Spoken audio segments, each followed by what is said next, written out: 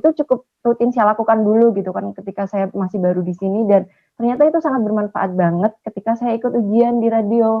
Buru-buru untuk mengembalikan lagi wisatanya, karena kayak memasukkan itu lah aja di Mesir itu kayak bisa menimbulkan fitnah besar kayak yang di negara-negara lain, di negara-negara gitu. Dan mungkin kita bisa belajar dari Mesir itu bagaimana kita menghormati perbedaan kayak gitu.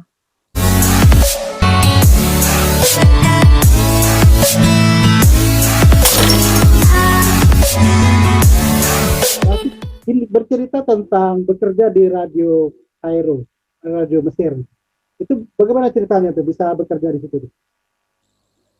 Sebenarnya dulu pas saya masih S1, tepat semester 5, terus ada kayak pendaftaran gitu kan, lowongan untuk bisa bekerja di Radio Mesir itu gitu. Terus ikut ujiannya gitu Pak. Banyak kok pas saat itu yang ikut ujian gitu. Dan menariknya itu entah kenapa kayaknya saya tuh selalu ngerasa kenapa saya bisa bekerja di radio itu kayak saya sudah diarahkan ketika saya pertama kali sampai di Mesir. Entah kenapa kayak semacam dituntun sama takdir gitu Pak, untuk udah coba kamu sering-sering baca koran, beli koran, coba baca kayak gitu. Dan itu cukup rutin saya lakukan dulu gitu kan ketika saya masih baru di sini, dan ternyata itu sangat bermanfaat banget ketika saya ikut ujian di radio. Jadi banyak banget yang ikut dan senior-senior ikut gitu. Saya sampai nggak ada ekspektasi untuk bisa lolos gitu, untuk kayak have fun aja gitu untuk ikutnya. Ternyata saya yang lolos. Jadi kayak wah kayaknya emang udah udah ditakdirkan begitu. Ya juga saya juga kan pendengar Radio Kairo ya. Dan oh iya Pak, di masa era 90-an itu lebih aktif mendengar. Oh iya. Dan beberapa kali juga ikut ada sayembaranya, waktu itu kan ada kuisnya. Nah, dan kita iya. T-shirt Radio Kairo gitu kan. Nah. Oh iya, tapi sebenarnya kayak saya bekerja di sini saya tidak menganggap bekerja sih Pak. Saya lebih menganggap kayak belajar gitu. Karena di pekerjaan saya itu saya dituntut untuk menerjemahkan banyak berita kayak dari politik, dari agama, dari sosial. Jadi kosakata saya bertambah, terjemah saya ya lebih membaik gitulah. Jadi kayak saya di radio ini saya bilangnya belajar tapi kebetulan dibayar aja gitu. Jadi kayak saya di radio ini saya bilangnya belajar tapi kebetulan dibayar aja gitu. Mana perkembangan Radio Kairo ya? Seksi Indonesia di sana.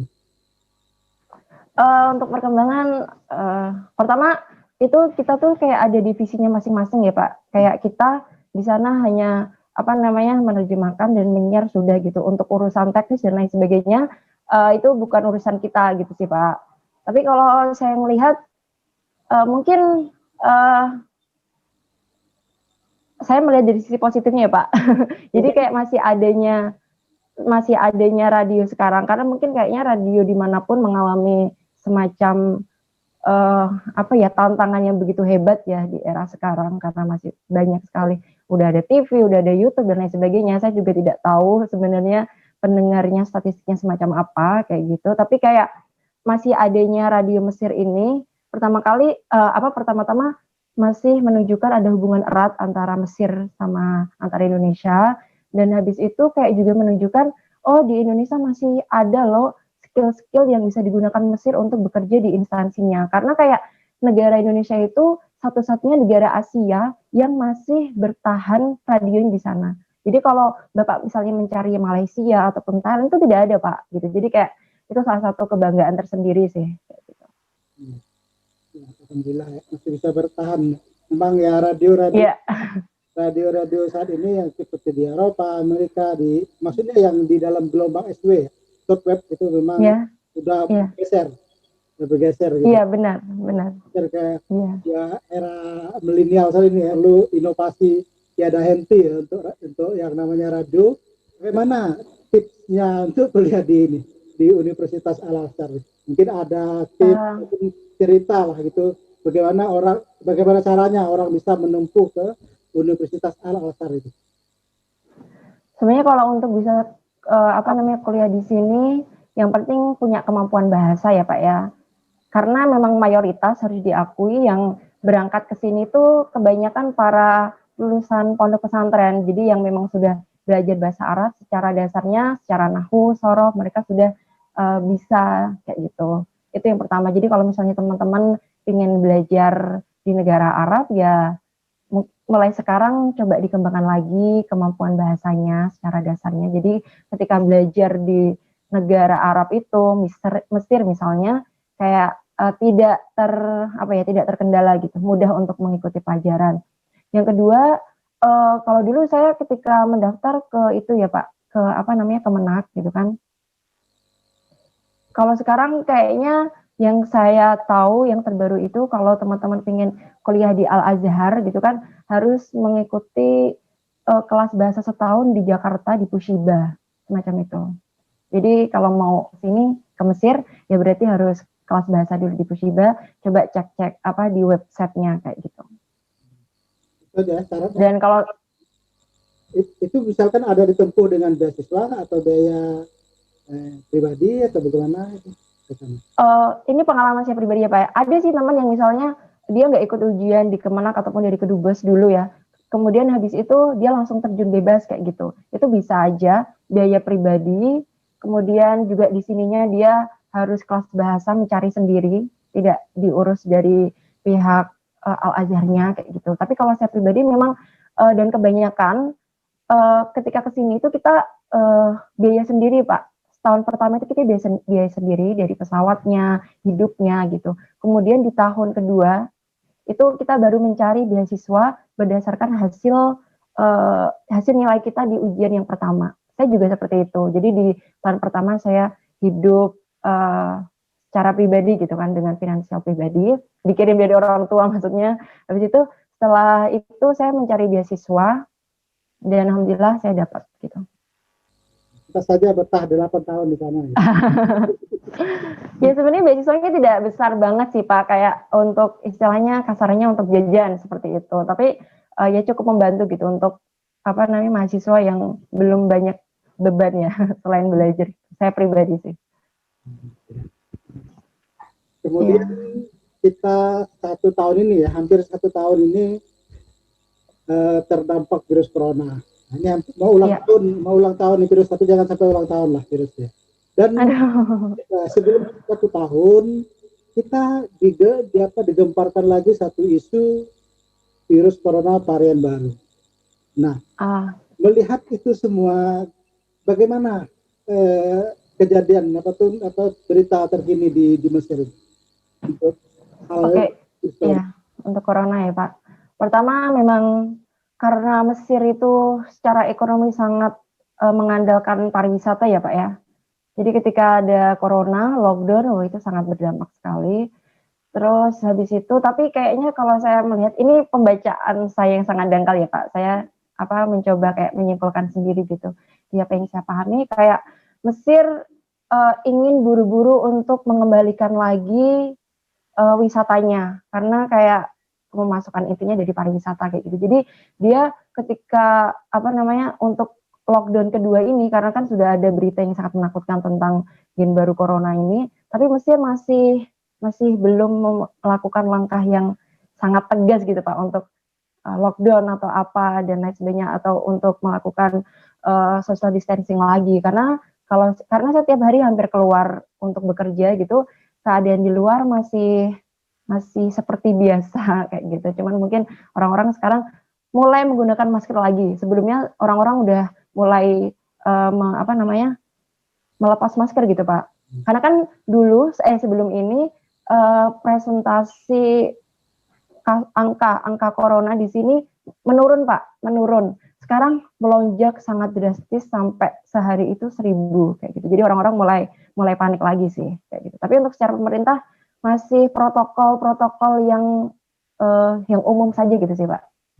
Boleh keluar asalkan seperti ini, boleh kamu misalnya pergi ke sini asalkan protokolnya kamu taatin, semacam itu aja sih. Tapi dianggap tidak memperhatikan gitu. Biasa aja. Ada lockdown, paniknya ya karena mungkin sudah terbiasa lah ya, sudah 1 tahun kita dididik sama virus corona. Iya. Ada normal dan sebagainya gitu. Iya, mungkin karena juga di tahun-tahun ini tuh kayak Mesir lagi ambisi untuk memajukan Mesir secara ekonominya gitu, Pak. Jadi kayak secara pariwisatanya dipromosikan besar-besaran, habis itu image luar negerinya dibesar-besarkan. Jadi kayak uh, untuk lockdown lagi, untuk masalah kesehatan ini kayaknya agak dikesampingkan sedikit. Baik, ini pertanyaan terakhir, mungkin Baik. Nona Zulfa memberikan satu statement lah, gitu, ataupun motivasi lah kepada Aduh, motivasi. kepada para pemirsa. Saya yang butuh motivasi, Pak. Setidaknya memberikan statement yang positif bisa saja untuk ya tidaknya dari yang saya wawancara ini kaum milenial loh. Milenial, jadi orang-orang yang kaum tua ini ya banyak belajar dari karena ilmu yang kadang-kadang tidak kita ketahui ya kadang-kadang itu terus dari seorang kaum milenial. Mungkin saya ingin berbagi sedikit aja tentang satu hal yang saya pelajarin di Mesir, yaitu tentang nilai toleransi di sini, Pak. Jadi masyarakat Mesir ini masyarakat yang sangat agamis, dan pemahaman agamanya itu sangat sudah meresap di dalam diri mereka, dan pemahaman inilah yang membuat mereka itu bisa menerima satu yang lain, kayak yang saya tadi bilang, yang bercadar, yang jilbabnya kecil, yang tidak berjilbab pun kayak mereka bisa menerima satu yang lainnya, karena permasalahan seperti itu kan permasalahan yang sangat pribadi, kayak semua orang memiliki keputusannya masing-masing dalam menjalani bagaimana kita menerjemahkan nilai agama seperti itu. Dan itu yang saya pelajarin. Ketika misalnya di masjid ada yang mazhabnya beda, ada Syafi'i, Hanafi, jadi ada yang sholat pakai celana, yang perempuan, habis itu tidak pakai kaos kaki, jadi telapak kakinya terlihat. Itu pertama kali saya dengar saya kaget, kok dia nggak pakai kaos kaki sih, kok dia kelihatan sih kakinya gitu. Tapi terus wah, di sini memang menjunjung sekali nilai toleransi, makanya saya itu sangat bangga sekali ketika menjadi santri Al-Azhar, karena menurut saya bagaimana Mesir bisa bertahan di sekeliling negara-negara lain yang lagi kacau, bisa bertahan itu karena salah satunya Al-Azhar berhasil untuk menyatukan barisan masyarakat. Jadi karena kan kalau saya mikir sedikit celah aja di Mesir itu kayak bisa menimbulkan fitnah besar kayak yang di negara-negara lain, negara-negara Arab lainnya gitu. Jadi Al-Azhar sangat berperan banyak sekali gitu untuk menumbuhkan rasa nasionalisme, banyak sekali konvensi tentang mabda dan qiyam al-muwatonah kebangsaan kayak gitu. Dan mungkin kita bisa belajar dari Mesir itu bagaimana kita menghormati perbedaan kayak gitu. Ya. Itu aja sih, Pak. Keren. Singkat tadi. Oke. Baik, terima kasih Nona Zulfa Nur Alimah atas kesempatan yang telah diberikan kepada saya untuk wawancara kali ini, dan tentu akan ada wawancara berikutnya nih. Jika ada isu-isu hangat dan tentunya mungkin ada berita-berita yang perlu saya konfirmasi tentu tentang ya Mesir dan Indonesia tentunya ya. Dan juga saya Insya Allah, Bapak. Ya, dan saya berharap Nona di sana sukses dan tentunya dapat memberikan kontribusi kepada Indonesia tentunya ketika balik ke Indonesia. Amin. Indonesia. Amin. Dan tentunya tadi ada nilai toleransi yang begitu tinggi juga ya sangat dibutuhkan oleh bangsa Indonesia hari ini ya. Dan kita harap dan berdoa semoga sukses kembali untuk membesarkan Indonesia. Amin. Terima kasih Bapak. Terima kasih atas kesempatan yang telah diberikan. Kemudian kepada pemirsa Rudy Hari Channel, terima kasih telah mengikuti perbincangan kami dari awal sampai akhir tentunya. Dan sampai ketemu di vlog-vlog saya berikutnya. Saya akhiri. Assalamualaikum warahmatullahi wabarakatuh.